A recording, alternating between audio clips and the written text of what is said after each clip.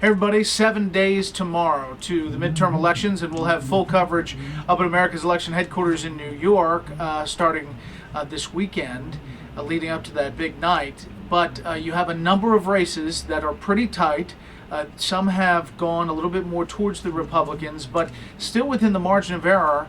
The Republicans have a number of different paths to get to the 6 seats they need to gain control of the U.S. Senate. But there are some speed bumps along the way, including Georgia, where Michelle Nunn is doing well against David Perdue, the Republican. That, if it doesn't get to 50%, could go to a runoff on January 6th.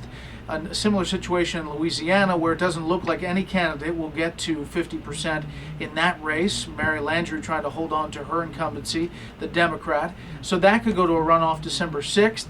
And both of those would advantage Republicans in a one-on-one scenario in a runoff. Now, the Republicans could still gain the 6 seats even despite those 2 runoffs that are likely.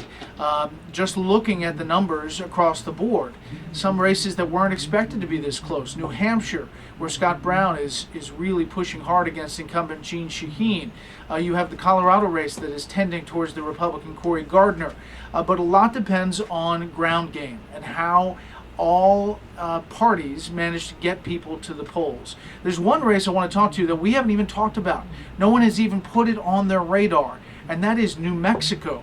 Incumbent Democratic Senator Tom Udall, the cousin of Mark Udall from Colorado. Tom Udall is up for re-election. Nobody's even talked about this race because it was a blowout, supposedly. But now there's a new poll done by the Albuquerque Journal that has Tom Udall at 50% and his Republican challenger, Alan Way, at 43%. There are 8% undecided. Now, if this race closes in the last 7 days, add another race that Democrats would have to defend.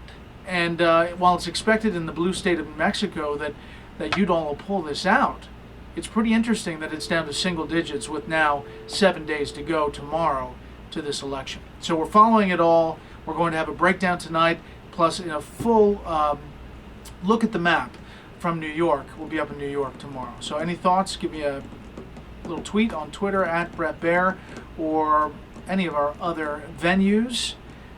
Countdown's on. We'll see you tonight.